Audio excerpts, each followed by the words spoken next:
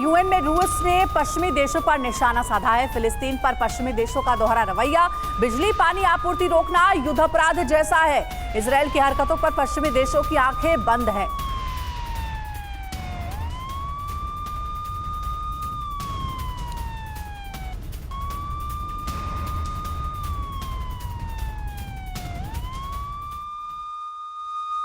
और देखिए एक और बड़ी खबर, रूस का मध्यस्थता का प्रस्ताव हमास को मंजूर है। हमास ने रूसी राष्ट्रपति पुतिन की तारीफ की। इजरायल को रोकने का रूस का प्रयास सराहनीय है। तो ये आपको बता दें कि जो मध्यस्थता का प्रस्ताव है रूस के राष्ट्रपति व्लादिमीर पुतिन का, उसकी तारीफ की हमास ने और साथ ही साथ इस प्रस्ताव को मंजूर भी किया है। तो ये क्या इंडिकेट कर रहा है कि हमास चाहता है कि इजरायल के साथ बातचीत हो, मध्यस्थता हो। जो इस वक्त बारूद बरस रहा है वो थमे। हालांकि शुरुआत हमने देखा कि कैसे हमास ने की 7 अक्टूबर को इजरायली शहरों पर हमला करके।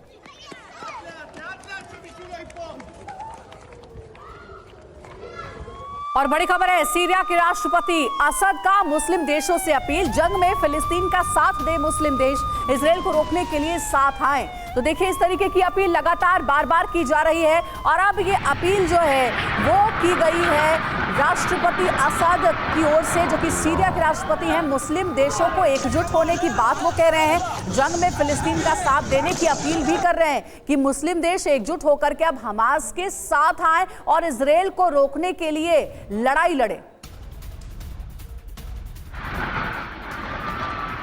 और जैसा कि हम देख भी पा रहे हैं कि लेबनान की अगर सिचुएशन की बात करें, वेस्ट बैंक की सिचुएशन की बात करें, तो वहां पर इजरायल के खिलाफ अब जंग भी छिड़ गई है। अब ये लोग सामने आ गए हैं। तो वहीं सीरिया भी अब एक तरीके से इस अपील के साथ ये बताने की कोशिश कर रहा है कि वो हमास के साथ है इजरायल के खिलाफ इस जंग में। और देखिए डॉक्टर संदीप त्रिपाठी इस वक्त हमारे साथ मौजूद है। डॉक्टर संदीप त्रिपाठी, सीरिया के राष्ट्रपति तो खुलकर बोल रहे हैं कि जो अरब वर्ल्ड है, जो मुस्लिम देश है, वो आ जाए इजरायल के खिलाफ, खड़े हो जाए हमास के साथ। आखिर इस अपील का क्या लग रहा है कि असर होगा और जो जंग है वो और भी ज्यादा विध्वंसक होगी? देखिए, सबसे पहले अंतर्राष्ट्रीय राजनीति की जो प्रकृति होती है उसको समझना जरूरी होगा। ये 2023 का समय, ये 1967 का समय नहीं है जो 6 डे वॉर हुआ था और सारे लगभग अरब कंट्रीज का सॉलिडरिटी थी। आज आप देखिए एक डिवीजन है, अरब कंट्री में भी डिवीजन है और यदि सॉलिडरिटी भी है तो उसकी टोन बहुत सॉफ्ट है। सऊदी अरब को ले लीजिए, बहरीन को ले लीजिए, यूएई को ले लीजिए, लेकिन जॉर्डन को देखिए कि कल ही लेबनान तो आ गया। नहीं, लेबनान देखो, लेबनान सीरिया का जो फेस है बहुत क्लियर था, इसमें कोई डाउट ही नहीं था पहले से कि ये दोनों पूरी तरीके से हमास के साथ खड़े थे।